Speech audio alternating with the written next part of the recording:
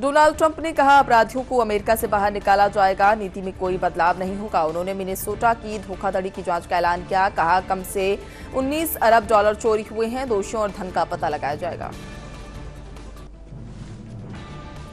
दिलीप घोष बोले राज्य सरकार एसआईआर रोक रही है ताकि वोटर लिस्ट से फर्जी नाम न हटे। बीएलओ से डीएम तक अधिकारी टीएमसी की साजिश में शामिल हैं।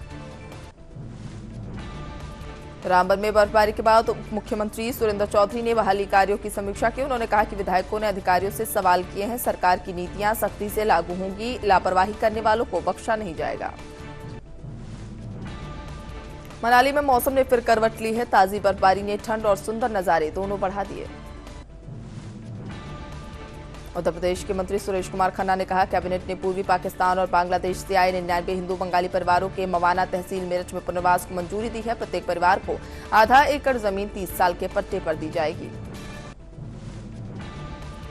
हिमाचल के राजस्व मंत्री जगत सिंह नेगी ने कहा बर्फबारी से 885 सड़कें बाधित हुई, अब 788 पर बर्फ हटाने का काम चल रहा है। हिमस्खलन में कोई जनहानि नहीं हुई। केंद्रीय बजट 2026 पर निराशा, मनरेगा कमजोरी और आपदा फंड अधूरा है। हिमाचल के शिक्षा मंत्री रोहित ठाकुर ने कहा कि अच्छी बर्फबारी हुई जो किसानों और अन्य आर्थिक क्षेत्रों के लिए अहम है। पर्यटक भी बड़ी संख्या में आए, सभी विभाग दिन रात काम कर रहे हैं और आगे भी बर्फबारी की उम्मीद है। पटना में आरजेडी नेता मृत्युंजय तिवारी ने कहा कि सुप्रीम कोर्ट ने यूजीसी इक्विटी रेगुलेशन 2026 पर तुरंत रोक लगा दी है, आगे सुनवाई होगी। फैसले पर फिलहाल कोई राजनीतिक प्रतिक्रिया उचित नहीं। दिल्ली में समाजवादी पार्टी के नेता अमीक जमई ने कहा कि अखिलेश यादव ने हमेशा कहा कि भेदभाव ना हो और विविधता बनी रहे। उन्होंने पूछा कि सरकार बताए कि देश के कितने विश्वविद्यालयों में दलित, पिछड़ी या फिर आदिवासी वाइस चांसलर होंगे। पटना में केंद्रीय मंत्री गिरिराज सिंह ने कहा कि सुप्रीम कोर्ट के फैसले का स्वागत करते हैं, कुछ लोग गंदी राजनीति कर रहे हैं। मोदी सरकार का सबका साथ सबका विकास नारा केवल नारा नहीं बल्कि व्यवहार में है।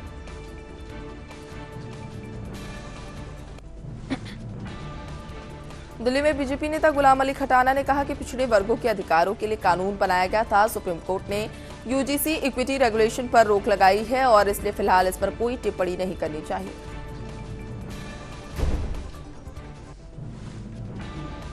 महाराष्ट्र के बारामती में उप मुख्यमंत्री अजित पवार की विमान दुर्घटना स्थल पर पुलिस और एसआरपीएफ तैनात है। क्षेत्र को पूरी तरह बैरिकेड किया गया। एआईबी टीम फॉरेंसिक प्रक्रिया में जुटी, मलबे और एयरलाइन रिकॉर्ड जुटाए जा रहे हैं। दिल्ली में बारिश के बाद तापमान में गिरावट आई, इससे वायु प्रदूषण में राहत मिली और कई क्षेत्रों का वायु गुणवत्ता सूचकांक 300 से नीचे आ गया। सरोजनी नगर पुलिस ने 2 लूट के प्रयास के मामलों में 3 लुटेरों को गिरफ्तार किया। 100+ सीसीटीवी कैमरों के विश्लेषण के बाद चोरी की मोटरसाइकिल, गहने, 28,150 नकद और चाकू बरामद हुए। कन्नौर में फ्लैक्स बोर्ड विवाद के बाद डीवाईएफआई और युवा कांग्रेस कार्यकर्ताओं के बीच झड़प हुई, कई लोग घायल हुए। स्थिति पर अधिक जानकारी का इंतजार है। पटना में केंद्रीय मंत्री गिरिराज सिंह ने कहा कि यूपी मंत्रिमंडल ने 99 हिंदू बंगाली परिवारों के मेरठ में स्थायी पुनर्वास को मंजूरी दी। उन्होंने सवाल उठाया कि हिंदू अब दुनिया के किस देश में शरण पा सकते हैं। मॉस्को में रूसी विदेश मंत्री सर्गेई लावरोव ने कहा कि यूक्रेन की सुरक्षा गारंटी का उद्देश्य जेलेंस्की शासन को बचाना है, न कि वास्तविक सुरक्षा सुनिश्चित करना। अमेरिकी राष्ट्रपति डोनाल्ड ट्रंप ने कहा कि कनाडा ने गल्फ स्ट्रीम 500 से 800 विमानों का प्रमाणन गलत तरीके से रोका। उन्होंने कनाडा में निर्मित विमानों को अप्रमाणित कर दिया और 50% टैरिफ की चेतावनी दी।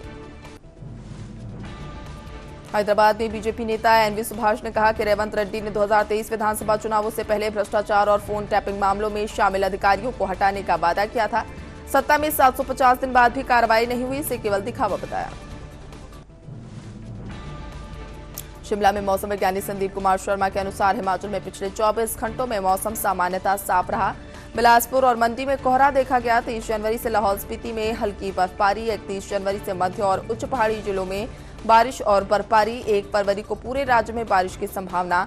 यह सिलसिला 2 फरवरी तक जारी रह सकता है। अयोध्या में सुप्रीम कोर्ट द्वारा यूजीसी के नए नियमों पर रोक लगाने के बाद उत्सव मनाया गया। संतों ने लता मंगेशकर चौक पर मिठाइयां बांटी। अयोध्या में डिप्टी सीएम केशव प्रसाद मौर्य की मौजूदगी में बीजेपी जिलाध्यक्ष संजीव सिंह और नेता सच्चिदानंद पांडे के बीच विवाद हुआ। दोनों ने मर्यादाओं को तार-तार किया और एक दूसरे को धक्का दिया। उनके इस व्यवहार पर उप मुख्यमंत्री के अंगरक्षकों को दखल देना पड़ा। हापुड़ में बुलंदशहर रोड पर क्रय विक्रय सहकारी समिति की करोड़ों रुपए की जमीन पर अवैध कब्जा हटाने के लिए बुलडोजर चलाया गया। हाईवे किनारे अतिक्रमण को पूरी तरह से खत्म किया गया। लखनऊ में पूर्व सांसद ब्रजभूषण शरण सिंह ने कहा कि सुप्रीम कोर्ट ने बहुत अच्छा काम किया। उन्होंने कहा कि ये मामला एक बड़ा जन आंदोलन बन सकता था जो ताना बाना बिगाड़ सकता था।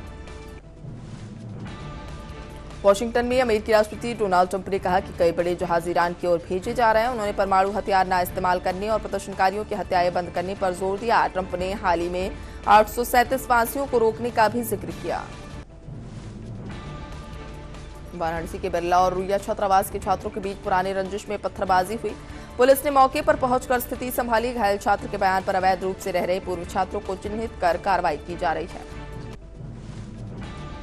केंद्रीय मंत्री राममोहन नायडू ने बताया कि बारामती चार्टर प्लेन हादसे की जांच के लिए एएआईबी और डीजीसीए की टीमें तैनात हैं। ब्लैक बॉक्स मिल चुका है और जांच रिपोर्ट जल्द तैयार करने के लिए समयबद्ध प्रक्रिया अपनाई जा रही है।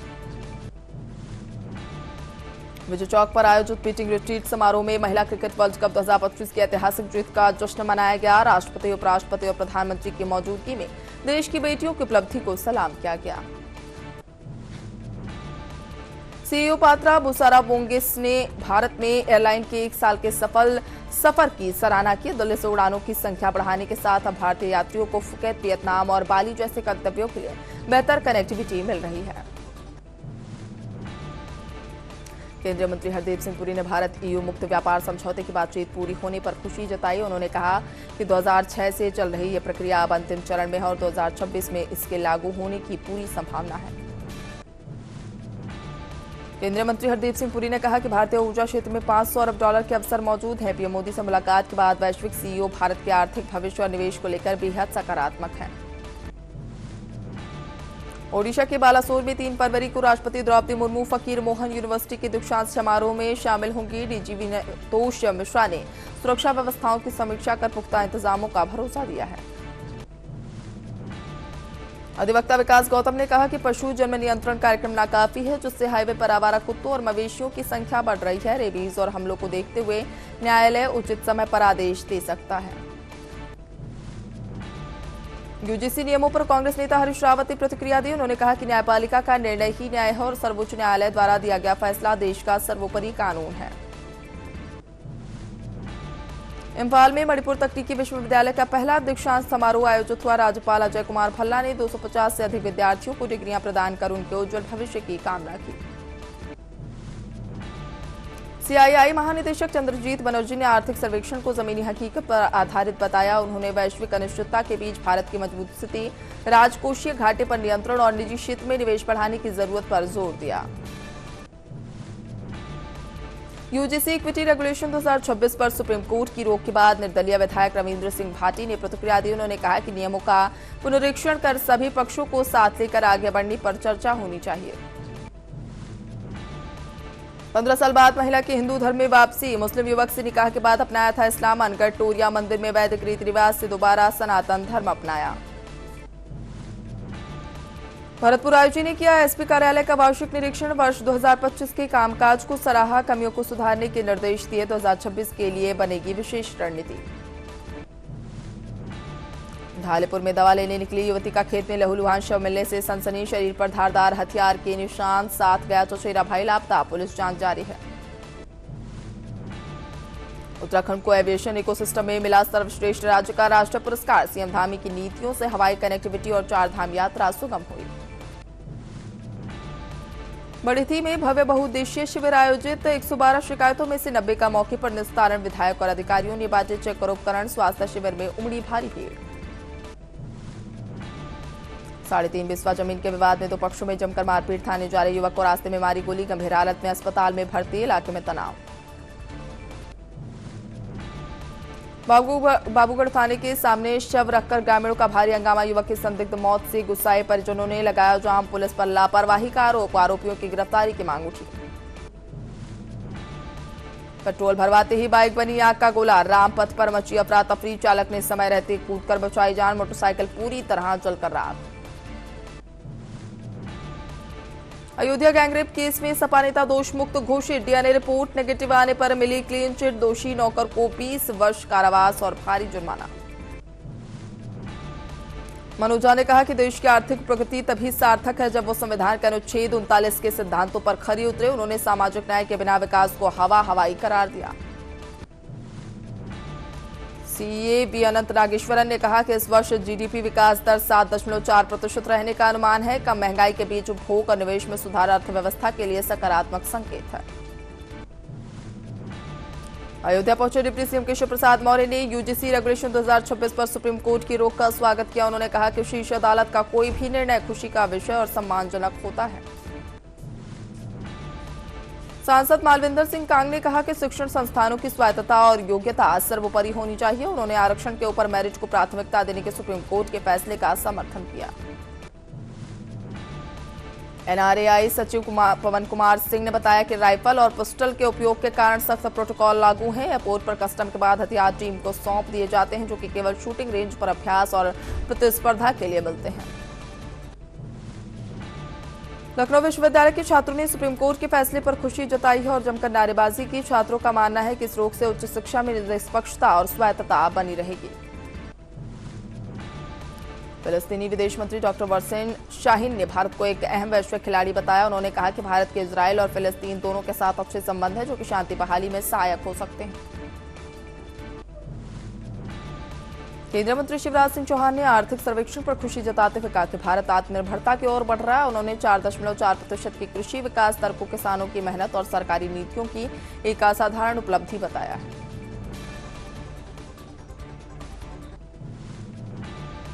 जीशान सिद्दीकी ने कहा कि उनके पिता के निधन के बाद अजित पवार ने उनके करियर की जिम्मेदारी ली है। उन्होंने बताया कि दादा उन्हें अपने बेटों जय और पार्थ की तरह मानते हैं और आगे बढ़ा रहे हैं।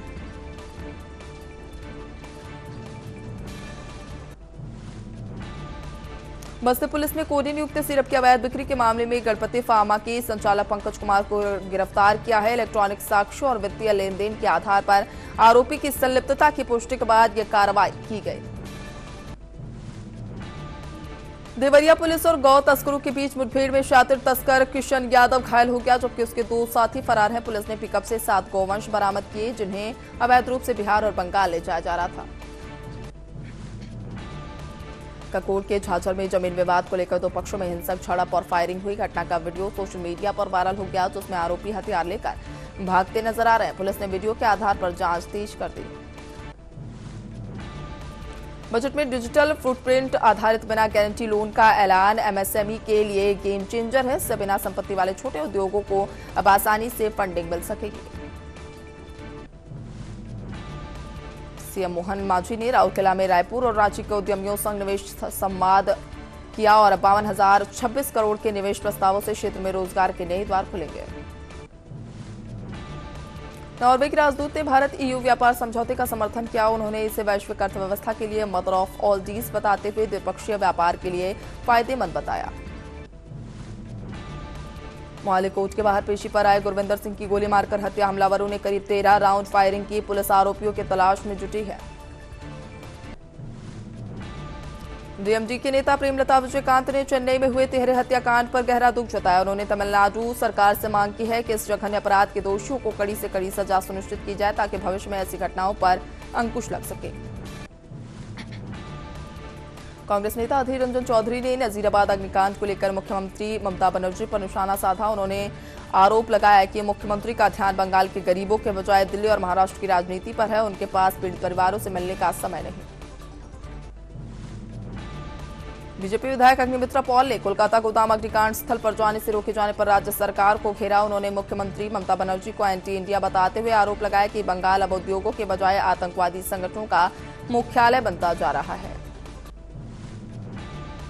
अमृतसर ग्रामीण पुलिस ने एक बड़े ऑपरेशन के दौरान सीमा पार से तस्करी कर लाई गई 43 किलो हेरोइन, 4 हैंड ग्रेनेड और एक विदेशी पिस्तौल जब्त की। डीआईजी संदीप गोयल ने बताया कि यह नार्को टेरर नेटवर्क के खिलाफ बड़ी कामयाबी। हालांकि 2 संदिग्ध तस्कर फिलहाल फरार हैं। विधायक लक्ष्मण राम कलरू ने बजट की सराहना करते हुए इसे किसान समर्थक बताया। उन्होंने कहा कि बजट में किसानों की प्रमुख समस्याओं के समाधान और उन्हें राहत देने पर विशेष ध्यान दिया गया है, जो कि प्रदेश की कृषि अर्थव्यवस्था को मजबूती देगा। कोलकाता वेयरहाउस आग कांड पर शुभेंदु अधिकारी ने ममता सरकार को घेरा। उन्होंने कहा कि बीजेपी पीड़ितों के साथ है, जबकि सीएम नदारद हैं। कल इस लापरवाही के खिलाफ बीजेपी बड़ा विरोध प्रदर्शन करेगी। बीजेपी नेता सीटी रवि ने कहा कि कांग्रेस ने गांधी जी के सिद्धांतों की हत्या की है। उन्होंने शराब और भ्रष्टाचार के मुद्दे पर घेरते हुए कहा कि कांग्रेस केवल गांधी जी के नाम का गलत इस्तेमाल कर रही है। सुप्रीम कोर्ट द्वारा यूजीसी रेगुलेशन 2026 पर रोक के बाद कांग्रेस सांसद रंजीत रंजन ने कहा कि छात्रों से भेदभाव रोकने के लिए इस संवेदनशील मुद्दे पर पुनः चर्चा अनिवार्य है।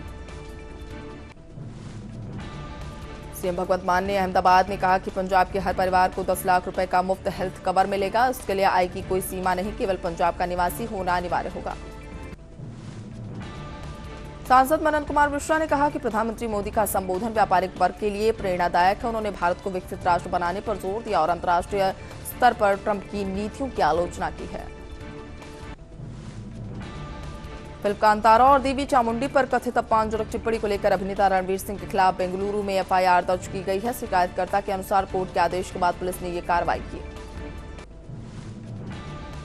शशि थरूर ने पार्टी नेताओं से चर्चा के बाद कहा कि सब ठीक है। उन्होंने साफ किया कि वो मुख्यमंत्री नहीं बनना चाहते और सांसद के रूप में जनता की सेवा करते रहेंगे। प्रमोद तिवारी ने यूजीसी रेगुलेशन पर रोक के लिए सुप्रीम कोर्ट का आभार जताया। उन्होंने आरोप लगाया कि बीजेपी सरकार वास्तविक मुद्दों से ध्यान भटकाने के लिए जाति और धर्म के नाम पर देश को बांट रही है। रायचूर के कविशाला में पारिवारिक कलह के चलते ससुर सिद्धप्पा ने 24 वर्षीय बहू की हत्या की है। पुलिस ने आरोपी को गिरफ्तार कर जेल भेज दिया। संजय राउत ने अजित पवार के विमान हादसे पर सवाल उठाया। उन्होंने अहमदाबाद प्लेन क्रैश की निष्पक्ष जांच की मांग करते हुए कहा कि देश सदमे में है और सच्चाई सामने आनी चाहिए।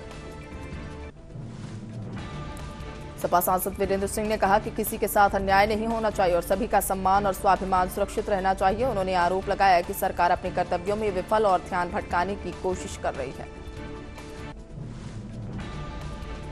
सपा सांसद राजीव राय ने कहा कि महाराष्ट्र के उप मुख्यमंत्री अजित पवार का निधन निश्चित रूप से दुखद है। अचानक ऐसी खबर आना स्तब्ध करने वाला है। बीजेपी के राष्ट्रीय अध्यक्ष नितिन नवीन ने महाराष्ट्र के उप मुख्यमंत्री अजित पवार के निधन पर उन्हें भावपूर्ण अंतिम श्रद्धांजलि अर्पित की। जेडीयू नेता राजीव रंजन प्रसाद ने कहा कि उप मुख्यमंत्री अजित पवार की मौत दर्दनाक है। उन्होंने उनके लोकप्रिय व्यक्तित्व और विपक्ष में भी सम्मान को याद करते हुए श्रद्धांजलि अर्पित की। केंद्रीय वित्त मंत्री निर्मला सीतारमण 9वीं बार आर्थिक सर्वे पेश किया। कांग्रेस ने कहा कि जनता और सर्वे के बीच फर्क है। किरण रिजिजू ने विपक्ष के हंगामे और मनरेगा बचाने की अपील पर प्रतिक्रिया दी। अरुण गोविल ने कहा कि प्रधानमंत्री मोदी हमेशा सकारात्मक है और राष्ट्र के सर्वोपरि हैं। उनके मुताबिक राष्ट्र लोगों से बनता है और उनका संदेश सत्य है। बीजेपी नेता शहजाद पूनावाला ने कहा कि महाराष्ट्र के उप मुख्यमंत्री अजित पवार एक कुशल प्रशासक और जमीन से जुड़े नेता थे। वो राज्य के विकास में अहम योगदान देने वाले नेता थे। कांग्रेस प्रवक्ता सुरेंद्र राजपूत ने कहा कि उप मुख्यमंत्री अजित पवार की असमय मृत्यु दुखद है। उन्होंने विमान सुरक्षा कानून सख्त करने और हादसों की पूरी जांच की जरूरत बताई। बीजेपी सांसद दिनेश शर्मा ने कहा कि अजित पवार का निधन महाराष्ट्र के लिए दुखद क्षण है। उन्होंने संवेदनशील समय में चुनावी राजनीति करने वालों को संयम और सहानुभूति रखने की सलाह दी। बीजेपी सांसद संजय जायसवाल ने कहा कि अजित पवार का निधन दुखद है और पवार परिवार के साथ उन्होंने ममता बनर्जी पर आरोप लगाते हुए कहा कि विमान दुर्घटना को राजनीति से जोड़ना उचित नहीं। गोवा के सीएम प्रमोद सावंत ने महाराष्ट्र के उप मुख्यमंत्री अजित पवार के निधन पर उन्हें अंतिम श्रद्धांजलि अर्पित की। महाराष्ट्र के उप मुख्यमंत्री अजित पवार की पत्नी और राज्यसभा सांसद सुनेत्रा पवार ने बारामती में अपने पति को अंतिम श्रद्धांजलि अर्पित की। कैबिनेट मंत्री ओम प्रकाश राजभर ने अखिलेश यादव पर निशाना साधते हुए कहा कि शंकराचार्य विमुक्तेश्वरानंद के अपमान का दावा गलत है। उन्होंने तंज कसा कि अखिलेश यादव को शायद लगता है कि शंकराचार्य उनके रिश्तेदार हैं, इसलिए वो इतना शोर मचा रहे हैं। शंकराचार्य स्वामी अविमुक्तेश्वरानंद ने कहा कि किसी ने जो अपराध किया उसे सुधारना उनका निजी निर्णय है। 11 दिन तक अवसर देने के बावजूद यदि सुधार नहीं हुआ तो ये अब जनता के सामने स्पष्ट हो चुका है। शंकराचार्य स्वामी अविमुक्तेश्वरानंद ने कहा कि अब यह स्पष्ट हो गया है कि ब्राह्मण विरोधी व्यक्ति सिर्फ ब्राह्मणों तक सीमित नहीं है बल्कि उनके बच्चों को भी निशाना बना रहा है। पहले महिलाओं और बच्चों को बचाया जाता था, अब ऐसा नहीं हो रहा। केंद्रीय मंत्री नितिन गडकरी ने महाराष्ट्र के उप मुख्यमंत्री अजित पवार के निधन पर उन्हें अंतिम श्रद्धांजलि अर्पित की। केंद्रीय गृह मंत्री अमित शाह ने महाराष्ट्र के उप मुख्यमंत्री अजित पवार के निधन पर उन्हें अंतिम श्रद्धांजलि अर्पित की। एनसीपी नेता प्रताप पाटिल चिखलीकर ने महाराष्ट्र के उप मुख्यमंत्री अजित पवार के निधन पर कहा कि इतना अच्छा नेता हम सबको छोड़कर चला गया। हाल ही में मैंने नांदेड़ में उनके साथ दिन बिताया था। ये हमारा दुर्भाग्य है कि वो हमें छोड़कर चले गए। प्रधानमंत्री नरेंद्र मोदी ने कहा कि देश का ध्यान बजट की तरफ होना स्वाभाविक है, लेकिन हमारी सरकार की पहचान रही है रिफॉर्म, परफॉर्म और ट्रांसफॉर्म। और अब हमने रिफॉर्म एक्सप्रेस तेजी से शुरू की है और इसे गति देने में सांसदों के योगदान के लिए आभार व्यक्त करता हूं। नतीजतन ये रिफॉर्म एक्सप्रेस तेजी से आगे बढ़ रही है। धीरज वी देशमुख ने कहा कि आज बहुत दुख की घड़ी है। मैं ईश्वर से प्रार्थना करता हूं कि हम इस शोक से बाहर निकलें। अजित पवार ने हमेशा महाराष्ट्र के हित को प्राथमिकता दी है। महाराष्ट्र सरकार ने एक बहुत बड़ा नेता खो दिया, हम सभी को गहरा दुख है। जनसामान्य मंच ने सिटी मजिस्ट्रेट को राष्ट्रपति के नाम ज्ञापन सौंपा और नए यूजीसी नियम को वापस लेने की मांग की है। प्रदर्शनकारियों ने नारेबाजी की और इसे काला कानून बताया। उनका कहना था कि ये बदलाव सामान्य वर्ग के उत्पीड़न और शिक्षण संस्थानों में जातिवाद बढ़ाने वाला है।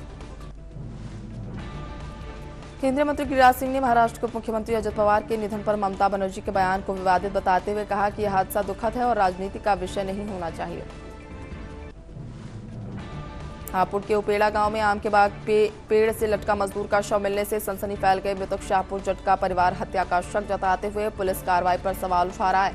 पुलिस और फॉरेंसिक टीम जांच में जुटी है। कैबिनेट मंत्री ओम प्रकाश राजभर ने कहा कि यूजीसी कमेटी में 17 सामान्य वर्ग के सदस्य शामिल थे। सरकार ने 15 दिनों में रिपोर्ट लाने और किसी कमी होने पर उसे सुधारने का आश्वासन दिया।